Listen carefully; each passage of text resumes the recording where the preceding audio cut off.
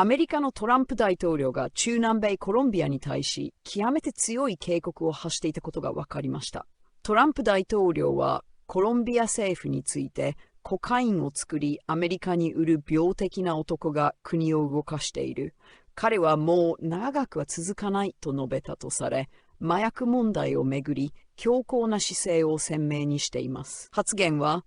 コロンビアを西半球における麻薬国家と位置づける内容で、アメリカが本格的な圧力や介入に踏み切る可能性を示唆するものとも受け取られています。